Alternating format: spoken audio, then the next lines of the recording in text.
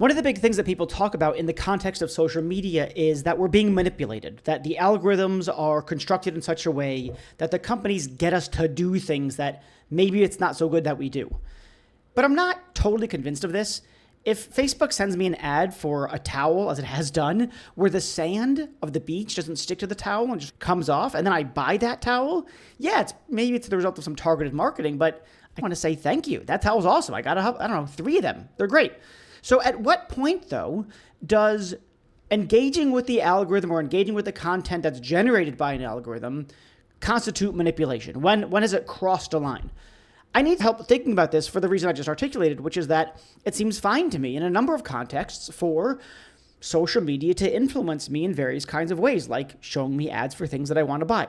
So to help me think through this, I talked to Michael Klenk. He's an assistant professor of practical philosophy at the Delft University of Technology, and he runs through a number of ways of conceiving of manipulation that he actually rejects, that are popular, but he thinks are not quite right. And then he gives what he thinks manipulation amounts to, and then concludes that the algorithms that sort of govern our social media lives are manipulative in an ethically objectionable way. So we talk about maybe it's the fact, if it is a fact, that the companies or the developers at those companies want to manipulate us with bad intentions. We talk about the way in which algorithms or the content, it serves up content that appeals to our emotions in various ways. And we talk about the fact that usually the content isn't giving us good reasons to do what we want to do. So those are 3 theories, if you like, about the nature of manipulation, and Michael rejects all of them. Instead, Michael defends the following view. He thinks that the thing is that algorithms are operating in a way to get us to do what the developers want us to do in whatever way it takes. It's a kind of apathy towards what's good for us. It's not positively wanting what's bad for us. It's not wanting what's good for us. It's, I just need them to click on the thing. I don't care how they get to click on it. I'm going to throw out a bunch of content and different ways of structuring that content in order to get them to click on the thing. And that, Michael argues, it what constitutes manipulation in general. So by a person, if I treat you that way, I'm engaged in manipulative behavior. And similarly, if the algorithm or the people behind the algorithm treat you that way, they're similarly being manipulative in an ethically objectionable way. What are we aiming for really? Michael asks. And his main view there is that when you and I are talking to each other and I'm trying to get you to do something, we are engaged in a kind of deliberation together. And so what it takes to be non-manipulative engagement is that we engage in this kind of collaborative deliberation. And then the question is, what would it take for an algorithm to do that sort of thing? Okay, that's what this episode is about. If you're one of the many people listening to this episode on a mobile browser, then please go to Apple or Spotify or whatever your preferred podcast platform is and subscribe there. If you like this show, you might like my book, also called Ethical Machines. You might like my Substack, readblackman.substack.com. You could email me to tell me how much you like all of it, or frankly, how much you hate it, at em@readblackman.com. And if you want to see me speak in person and a bunch of other people speak in person, I'll be at the conference called Compliance in the Age of AI. It's June 12th to 13th. It's in San Francisco. There's going to be lots of other great speakers there. I didn't mean to call myself a great speaker. Let's just say there'll be other speakers there that are great. And that includes people from OpenAI, IBM, Salesforce, NASA. Should be a really cool conference. If you want to check out that conference, then you can go to opalgroup.net/ethicalmachines. Again, opalgroup.net/ethicalmachines. Opal is OPAL. And there's a discount code, READ, REID 50. READ 50, and you'll get 50% off. I hope to see you there. Okay, enough about that. Now let's go talk about manipulation with Michael.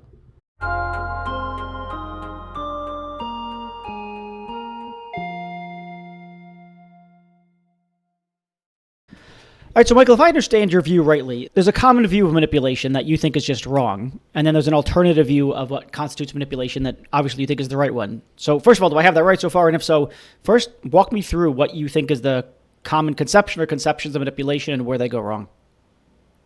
Yeah, so a key tenet of it is that manipulation is some form of malicious interference in the business of somebody else. That requires 2 components. One is the intention to influence somebody else. Now, that is pretty uncontroversial and I think required because we want to distinguish manipulation from purely accidental influence. Sure. Because I can be an influencer and I can wear some branded hat on my head. You see my video, that influences you to buy it, but me as an influencer hasn't manipulated you to buy that hat. I don't think so. Yeah. So what I think about when I think about accidental influence, then perhaps I'm, as a private person, I'm wearing a cologne and I pass you in the street and that has an influence on you as you smell it. But that seems purely accidental. I think with an influencer already, there might be a sort of intention behind what they do. So we might classify that as a kind of purposeful or intentional influence. But I think that's pretty uncontroversial. And also something that I accept. What I think is more problematic, but still very widespread, is the idea that what the manipulator does is something malicious, nefarious, and bad intentioned. So typical views are that the manipulator tries to influence you behind the back. They try to subvert or bypass your rationality. They try to harm you in some way, undermine your autonomy, perhaps induce a mistake in your beliefs, desires, or emotions. And all of these things seem to be pretty bad. And I think that asks too much of the manipulator. That really portrays the manipulator as a malicious, nefarious actor who's really committed to that kind of bad outcome. So I could see the undermining bit. There's one aspect of the definition you just offered, which was undermining of something or other, autonomy or rational capacity, something along those lines. The nefarious bit doesn't seem to be necessary, though, as I think you're getting at, which is because I can manipulate you with good intentions. I can manipulate you in a paternalistic manner to try to get you to do what's good for you. And that would still count as a manipulation, but I don't think that benevolent manipulation doesn't sound oxymoronic or self-contradictory or something along those lines.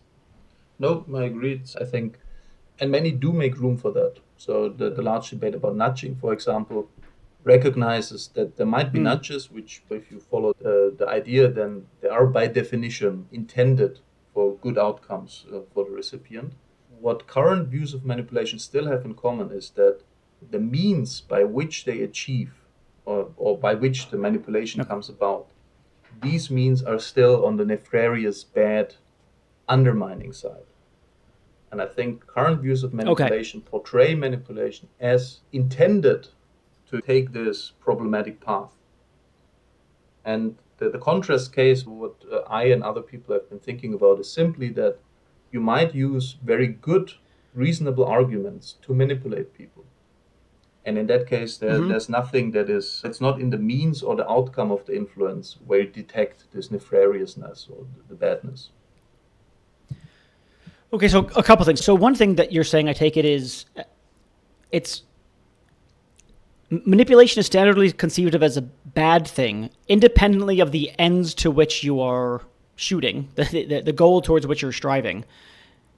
Because there's something about the manipulation is about a certain kind of method or a set of methods or a set of processes that are itself morally objectionable. Your point, I take it, is that no, there are methods of manipulation that are perfectly on the moral up and up. Do I have that right so far? I think to start with, you can distinguish it amongst the kind of at least three types of views about manipulation that are common. One is indeed that manipulation is tied to specific outcomes. So manipulation always leads to a loss of autonomy or a harm for the person that is targeted. I think this is wrong because, as you just suggested, there are cases of paternalistic manipulation or manipulation for the ultimate good of the person being manipulated. Others try to locate the manipulation in the way the influence comes about, so the process. So let's call them process views. And perhaps the poster boy of these views is the idea that manipulation proceeds by emotional influence. So that's usually people draw a contrast. So there's this high road, and that's rational, reasonable influence, and that contrasts with exploiting and using your emotions. I think this is also problematic because we often need emotional decision making, and the emotional decision making is not as such bad. Do you have in mind something like, if you get me to care for my child in a certain way that I wasn't caring for them before, by playing on my love for my child in a way that I wasn't previously appreciating, that would be a kind of process emotional manipulation, but it would be on the ethical up and up. Yes, I think that's true. I think that would even be because some of these views say that if you use emotional influence, it's kind of efficient for manipulation. I think that might be a counterexample to these views, because I think just because I appeal to your emotions, that doesn't make something manipulative, at least not in a morally problematic way. Yeah, I take it there's going to be some kinds of, there's a way of characterizing emotions as animalistic, as non-rational at a minimum, if not irrational in some cases. And there's surely some cases where, I think at least there's surely some cases of manipulation in which someone is preying on those non-rational emotions. But there's also cases of rational emotion that point us, or that Exactly. that either constitute our attunement to what's of value. So when I love my children, it might be rational in the sense that it's attuned to the value of my children, or the value of parenthood, or the value of our relationship, or something along those lines. Yeah. Similarly, love of music or something like that. That might be an emotion that I have, but it's the appropriate response to music. It's a rational response to the value of music. So we can't just say at large manipulation just is the sort of tinkering of people's emotions, because some of those emotions are the rational engagements with the world. So we're just falling away. I think I didn't catch the last part, but I think you said that we cannot just equate manipulation with the tinkering of emotions. Because some of those emotions are rational engagements with constitute, at least in part, rational engagement with the world. Yeah. Fully agree. Exactly. And so what this shows is that we cannot just have this blunt view, emotions are bad, irrational influence, and that has been another major view that says the manipulator intentionally tries to bypass or subvert. I think here the more important one is to subvert your rationality, perhaps by instilling an emotion that is in that situation irrational. And I think here, so now we're more at the point, because now we see manipulation as something that can have ultimately good outcomes, but still we see it as something that is intended as a bad thing, in the sense of it's intended to subvert your rationality. So it's intended to use a means that is not per se good. So that's your counter take. That's the one that you want to dig deep into. That's the one you want to defend. No, that's what I want to. I want to get away from that. One step over. That one too you don't like. Yes. Why don't you like this one? Yeah, so because philosophers have pointed out, and I follow that path, is that there's also cases where I might use good rational arguments in a manipulative way.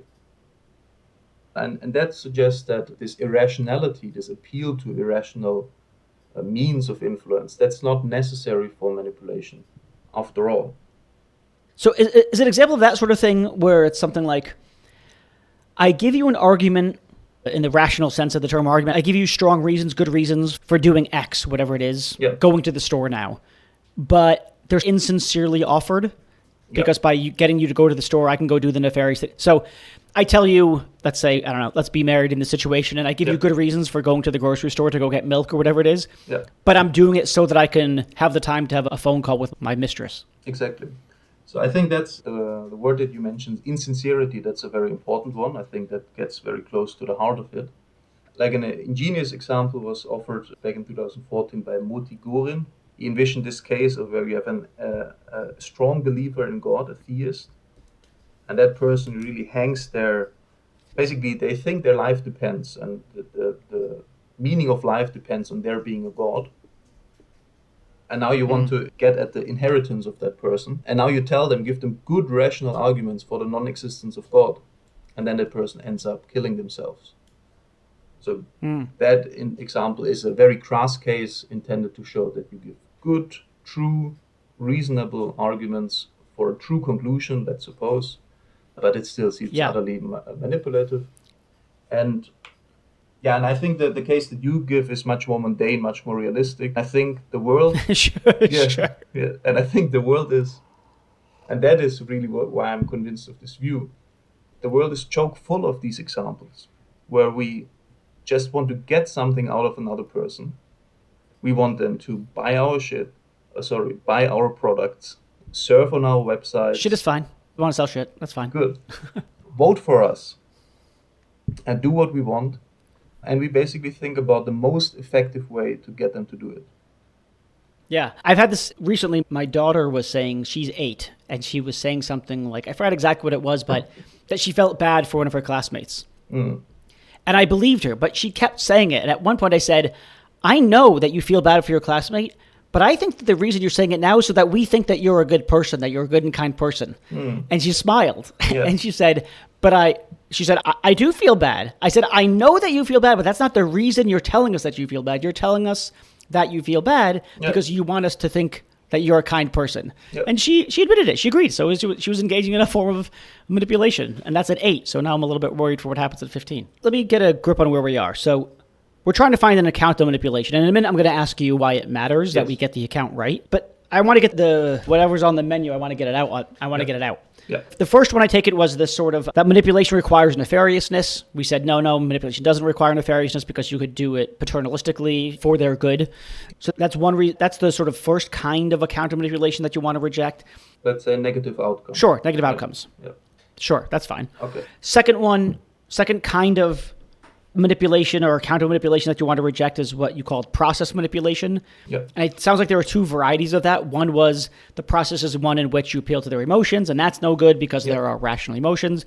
And the other kind of process account of manipulation is one where it's a process by which the rationality of the other is undermined, of the target is undermined. But that's no good because you can have good arguments given to the person that constitute your manipulation. Yeah. And so what we're waiting for, I take it, is some third account, your account of manipulation. Is that right? Is that where we are? Yes. In a minute, because I want to summarize these 2 views, the process views and the outcome views. Take them together. Yeah. And I think that both of them still, the fundamental idea is that manipulation is nefarious influence. It's either influence aimed at a bad outcome or it's influence aimed at a bad, deficient process. And both of them ascribe quite a lot to the manipulator in terms of the manipulator is committed to achieving this bad outcome or committed to instilling that bad process. And now here's the step to, I think, the new view of manipulation, which asks less of the manipulator and just says the manipulator is indifferent to some ideal of interaction. They want to influence you effectively, and they just don't care how they do that, as long as it is effective. And what the crucial point here is, I'm not committed to some bad outcome. I'm merely indifferent to some good, positive constraint on how to influence other people. All right, so give me an example of this. Give me an example.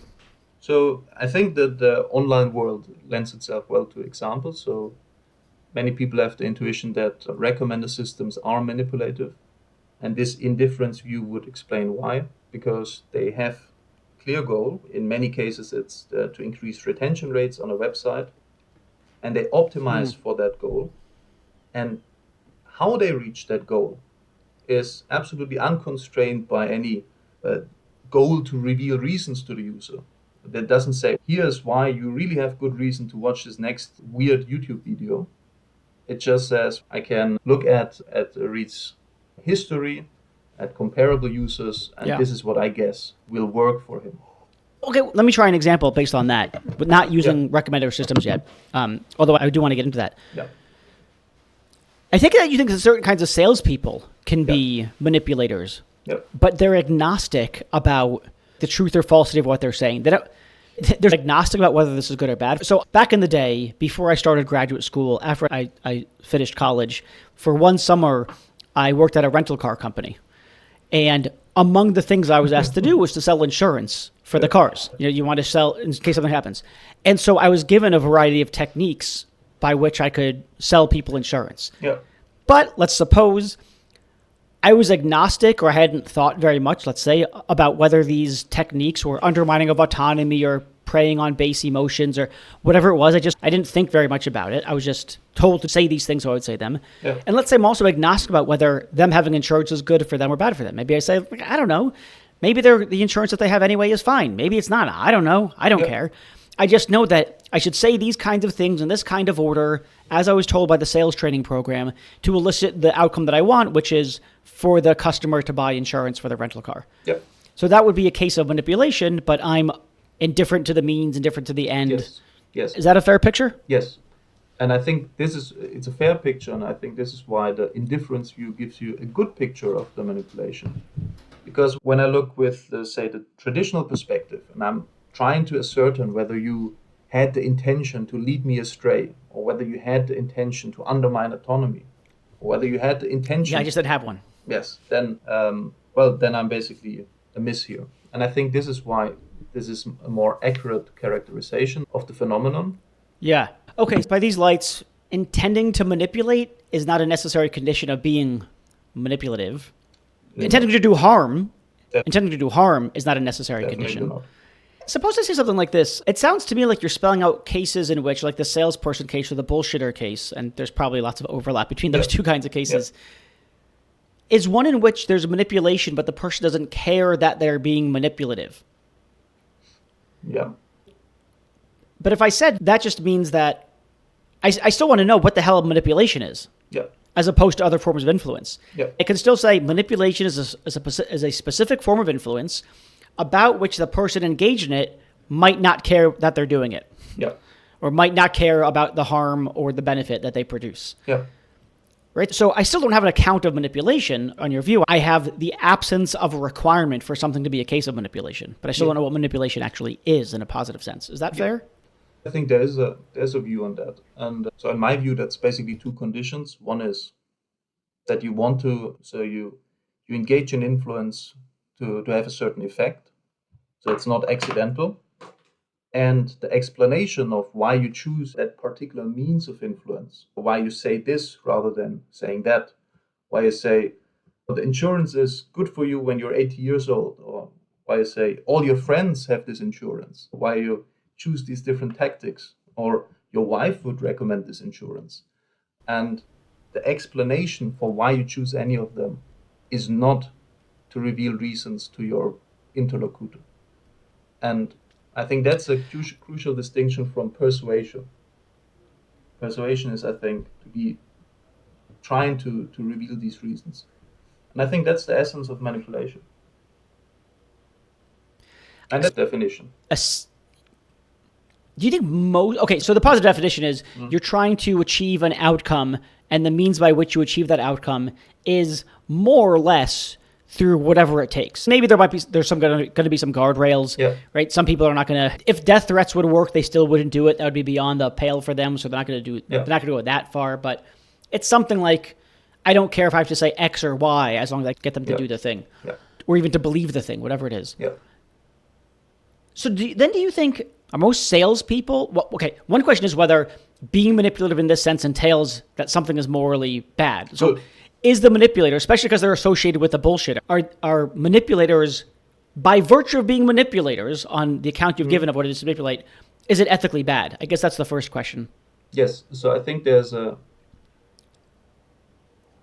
haven't really figured that out completely, but I think it's a non-ideal form of influence, because it starts from this ideal of human interaction where we try to reveal reasons to each other, aid each other's understanding, and the background idea is that we are engaged in some form of common pursuit of truth and reasons for what we have reasons to do.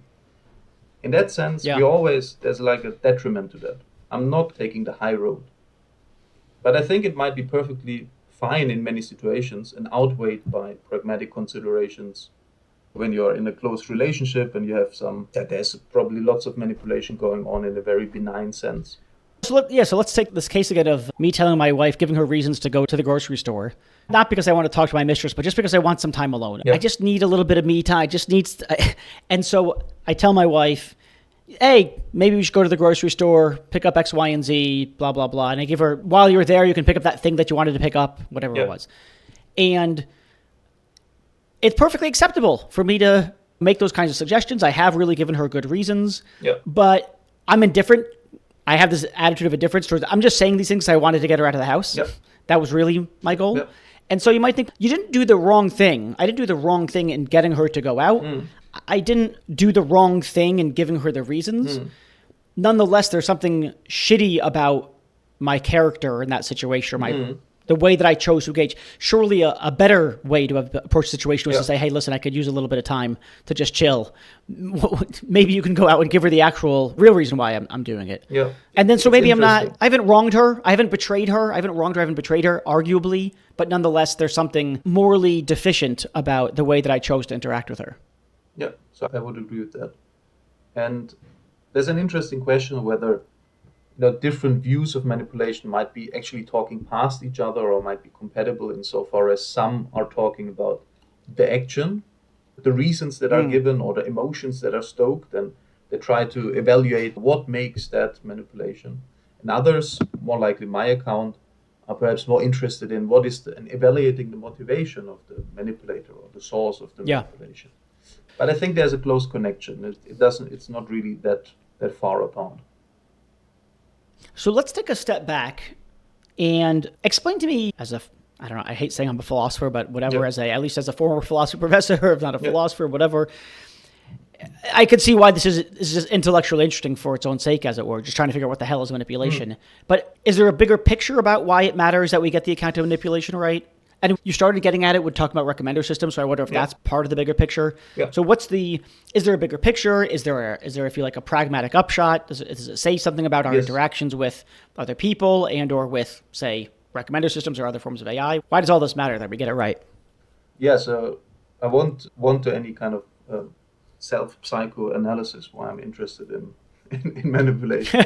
No. But the philosophical journey was that I also did meta-ethics in my PhD, and I was concerned with evolutionary debunking. But the long story, the basic of it is basically that there's all these hidden influences on our moral beliefs, new kinds of evolutionary psychological explanations, and that has interesting philosophical ramifications. And this is this old fascination with, why do we believe what we believe? Am I the master of my ship here, or is this some kind of dark hidden influence? So I think this was there to begin with. And then around after my PhD, 2018-19, the media was full of the Cambridge Analytica scandal at Facebook. And everywhere you would read the claim, Facebook, big tech is manipulating us. They are manipulating. Manipulation is everywhere. And I felt the pull of social media, like you have to check LinkedIn every 5 minutes or something. So I felt, okay, this is weird, what's going on? And so I had a personal research project on first the ethics of social media. And manipulation would have been one part of that research project to figure out, is social media manipulated? And then it's basically I discovered this, what felt like a green field. Lots of claims about manipulation, but no theories really. So this claim that Facebook is manipulating us was rarely, if ever, substantiated by saying something like, Facebook is manipulating us because the conditions of manipulation are 1, 2, 3, and these conditions are met. Then like you're definitely not going to find that in popular media. No, but also then of course, this was also already an academic debate, and it was also completely lacking. So that's interesting. A couple things. Number one, I saw a conversation with Shoshana Zuboff of Surveillance Capitalism fame and Luciano Florida, who now is a professor at Yale, right? And they had this conversation about manipulation and targeted ads. And they kept talking about how it's an affront to human dignity, and I had no idea what the hell they were talking about. I just thought, I don't know, Facebook shows me an ad for a towel that I think is cool because the sand doesn't stick to it, so it's great for the beach, and then I buy a towel. I don't think my human dignity has been undermined by virtue of them serving me this ad for a towel. So I just never understood it. And then other times I just thought, and I had literally just a LinkedIn post, not some big article that I wrote. Just, what's manipulation? If they show me something that I reasonably want and then I buy it, great. If they show me something that makes me happier, great. Where's the manipulation? Exactly. In some cases, there's giving me reasonable incentives or something along those lines. If they appeal to my emotions, to our earlier points, so what? My life is largely constituted by my emotions. I love rock climbing, and so I buy rock climbing gear. I don't feel that because my love was used for rock climbing that I've been manipulated. Or I love my children, and so they show me something that my children would love. I don't think that I've been manipulated because they preyed on my love for my children. That seems like a reasonable thing to prey on in a sort of non-pejorative sense. Yeah.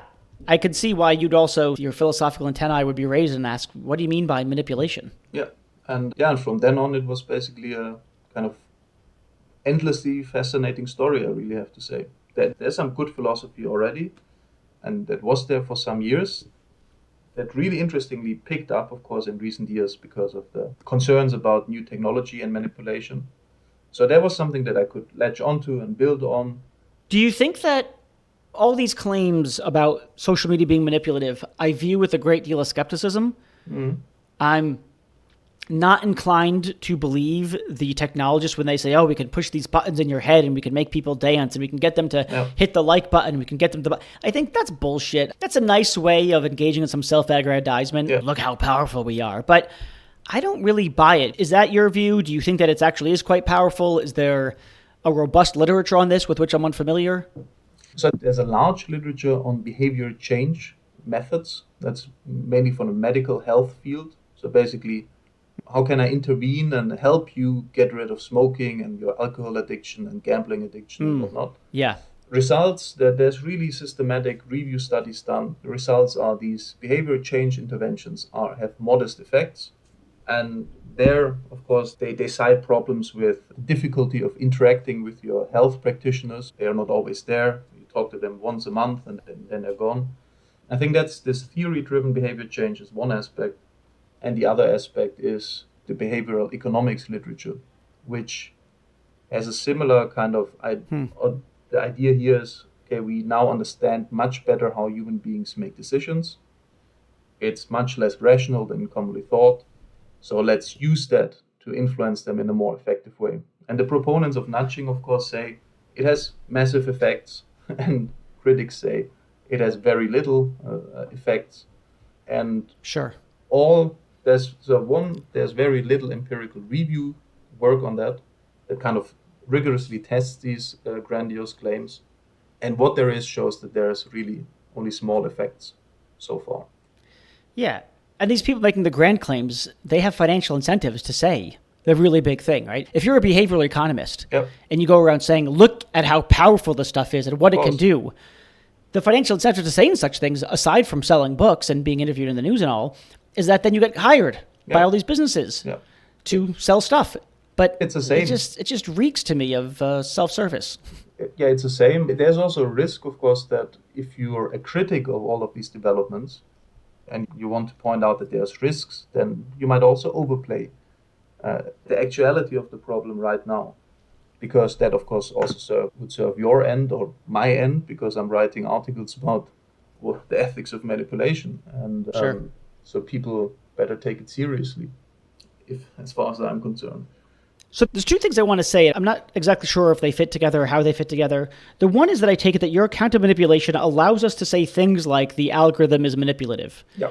And the algorithm is manipulative because it doesn't have attitudes, and so it's indifferent. It has no attitude towards whether or not the reasons or what it's showing you is good or bad or whatever. It's, as it were, just trying to produce an outcome. It's trying to produce the outcome for which the algorithm was optimized. And if you think that intention is necessary, then you just don't get to say things like algorithms are manipulative for the reason that they don't have intentions. And so that's, I take it, a good thing about your account. That's a nice thing that we get to say things like the algorithm is manipulative. Yeah. So that's nice.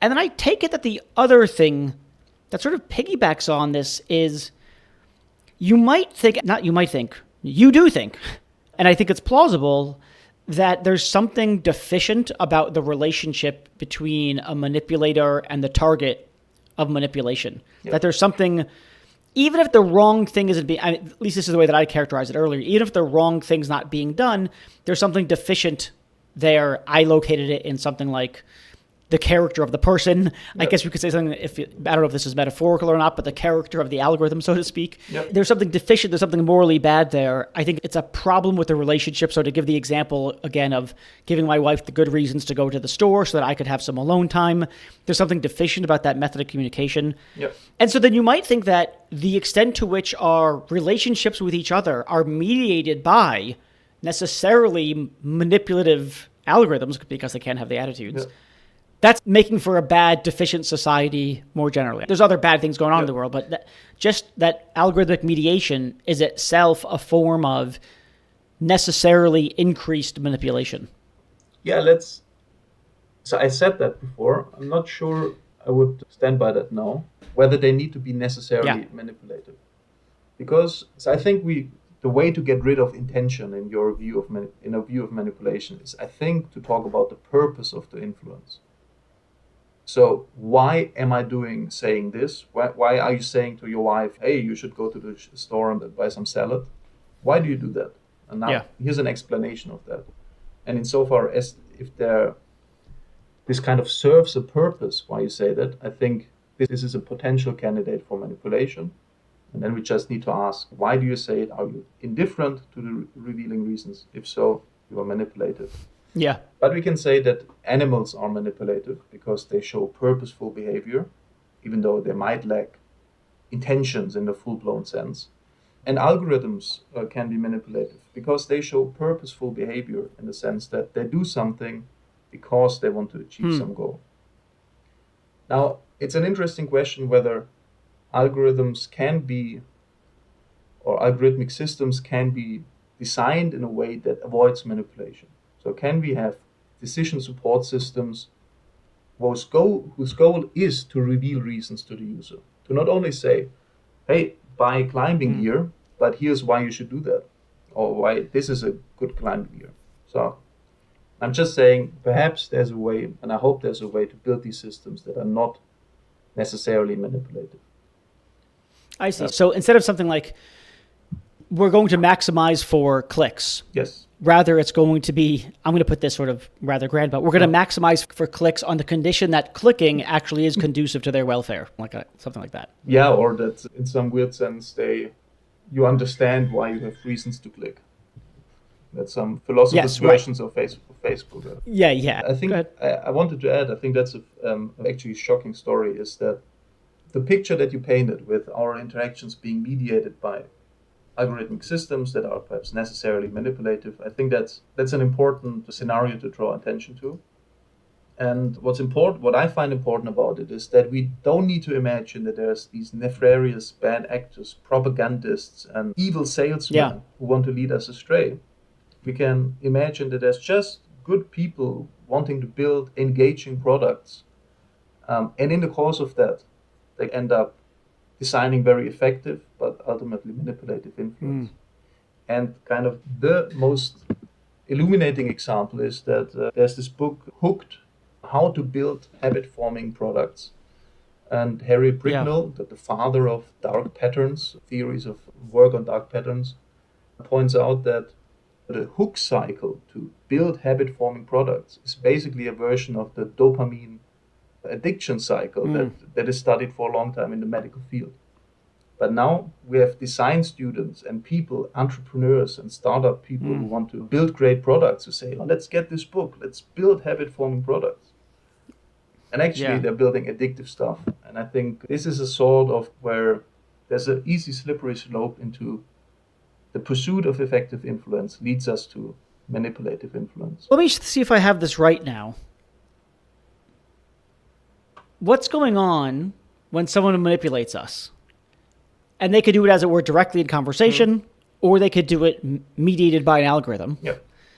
It counts as a case of manipulation if it's trying to get you to act in a way that brings about the output that the manipulator wants, or the outcome that the manipulator wants, while the manipulator is indifferent to whether or not you're actually responding for good reasons. Now, if that's right, you say that's right, but at the same time, you seem to be speaking pejoratively about designers who are acting in accordance to this Get Them Hooked book, whatever, Hooked.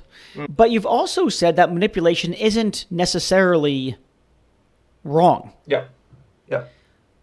So then I wonder, is the takeaway then, look, here's what manipulation is. It happens all the time. It's how a lot of salespeople work. It's how a lot of algorithm developers work insofar as they're trying to get certain kinds of outcomes. They don't really care about which particular process is engaged in as long as it's not completely morally abhorrent. And that's all ethically fine.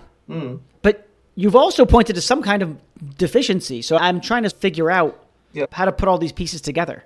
Now, good. So I think the deficiency is that in design, like in intentional designing interactions or influences, or in just influencing people in in interaction, then manipulative influence just fails by this ideal, which is I influence you, but only or I make an effort to reveal reasons to you why you should believe a certain way or why you should act or desire in a certain way. And I do that because we're in a kind of cooperative shared project. We want to figure out what the world is like or what we have reason to do. And this is the ideal of social influence. And manipulation is a deviation from that ideal. And when I speak, as you say, pejoratively of designers who just build habit-forming products, yeah, perhaps I need to be less harsh on them or on that effort. But I think what I want to emphasize is that in doing so, we might lose track of this important ideal. And with my work, I want to emphasize that ideal and say, by being manipulative, we're deficient in that sense. Yeah, okay. Does that make sense? Yeah, I think so. Let me see if I've got it. There's ideal ways of being, let's just say. There's ideal ways things could go. Then there's less than ideal ways that things might go, but not to the point of being blameworthy or you've done something wrong. And then there's just totally off the rails, you've done the wrong thing.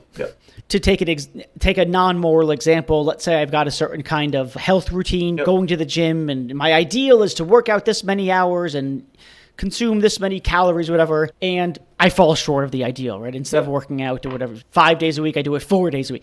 And that's less than ideal. It's fine. No blame. On the other hand, if I set that as my ideal and all I do is sit on the couch and eat Cheetos all day, all right, now maybe blame is not the appropriate attitude, but there's something like things have gone really wrong here. This is definitely, I can manifest regret, and maybe some other people might justifiably manifest condemnation, at least for my rank hypocrisy. And so similarly with morality or ethics, you might think, there's some ideal. The ideal way of interpersonal communications is to engage in this, I'm going to give you good reasons, you're going to respond with reasons, we can engage in this sort of deliberative, co-deliberative project. And so that's what the ideal is. Sometimes we fall a little bit short of this, and we do that by manipulating. So maybe we manipulate in a way like giving my wife good reason to go to the store so I can have some alone time. I haven't really done the wrong thing. It's less than the ideal way of having a relationship, but I don't deserve severe condemnation or something like that. On the other hand, if I gave her disinformation, you said you wanted to buy X and the X is at that store, but only for a limited time. You got to get there by 2:00. And so she runs out to go get it. Now I've fallen so far below the ideal, I've actually gone into the realm of actual positively, I've actually fallen to the realm of wrongdoing. And so I take it that some of these algorithm designers, salespeople, the people who are developing or designing, habit producing products, some of them, if you like, merely fall below the ideal, and some of them fall so far below the ideal that they're actually in the territory of wrongdoing. And as to where some particular person or company lands, that's going to depend on the particular use case and the context. Yes, and I think the context is very important, because manipulating your wife to go to the store, okay, whatever, but having a conversation with your wife about, I don't know, divorce or whether to have another child, and there to be just aimed for efficiency and you're not giving a fuck about revealing reasons, that is a big problem. You're still not lying, you're still not outright out to undermine her autonomy or whatever. You're manipulating, but so that's why I think the context matters a lot. And whether we build habit-forming products in this context versus this other context where this ideal of shared deliberation is very much important or has much more weight, I think that's an area where there's lots of stuff still to be figured out from an ethical perspective. But it's an important step beyond current focus of manipulation as an inherently, intentionally bad form of influence, to recognizing it's less than that and also more than that. It's less because it's just indifference, but indifference can be a very big problem. That's really helpful. It's nice or interesting to see. We need to think about the badness of manipulation, not by appealing to the badness of the motives of the person manipulating, but rather we should think about it in terms of the value of relationships or the kinds of relationships that we want to foster more generally. Yeah, and the value of this joint deliberation that we have in this situation. The more you rely on me and that you say, I really trust you, Michael, now to lay out the reasons and to have this, that you also want to pursue truth and want to figure out what you have reason to do. The more you rely on that, and I basically just manipulate you in that instance, I think then we are in trouble. Super fascinating. We are shaping the world, I think, but now we're going ground vision. If you're not careful, I think we're shaping the world in a way where the way we receive information and the way we exchange information will be less and less. It's not curtailed or constrained by this ideal. It's more and more constrained and governed by the aim to be effective in some sense. To believe the news, to believe what I tell you, rather than how can we build a situation where we both kind of exchange and work towards a shared kind of the ability to appreciate the reasons for belief, desire, and emotion. I think that's a grand kind of problem. But yeah, so I think the next interesting steps research-wise are to figure out more about the ethics of this manipulation, how does it change by context, and then also, of course, to think about concrete design requirements. So if we have this quite nebulous idea, how can you build a recommender system that is non-manipulative? How can you build a mental health assistant that is non-manipulative? And these kind of things. So how do you design an algorithm that optimizes for getting people to do what you want them to do for the good reasons that they really ought to act on? Something along those lines. Yeah. Should be easy. Good. When you figure that out, when you figure out what those criteria I'll are, let you know. Let me know. Come back. Yeah. All right. Thanks so much, Michael. This has been great. Thanks for having me, Reed. Thank you. Thanks so much, everyone, for listening. And now let me thank the people who have made this podcast possible. So first of all, we have Delano Alexander. He's been with me since day one. He showed me even how to start recording a podcast in the first place. He does editing stuff. He's been fantastic, and he does really everything I ask him to and more. I've never met anyone else who just says so much. Yeah, I don't know how to do that, but I'll figure it out. What more could you ask for in a producer? Next up, Jennifer Strong, my podcast guru. I don't know what else to call her. She just has advised me on how to design the podcast, how to grow it, and she's responsible for, if you like, this kind of season 2 relaunch and everything around it. So thank you to you, Jennifer. Next up, Meg Marco, responsible for all the excellent artwork. Before I did the artwork, I didn't really know what I was doing. We put it together. It worked well enough, but I think Meg really did a phenomenal job bringing everything together.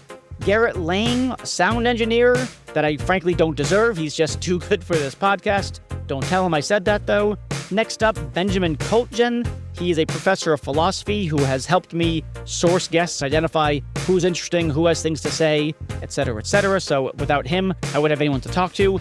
And then finally, Ashley Wasilenko, who helps with all manner of administrative things, making sure that the podcast guests find their way to the podcast, can schedule the recording, get their bios and headshots, and really just keeping the show on the rails and me organized. Thanks to all of you. Really appreciate all your hard work.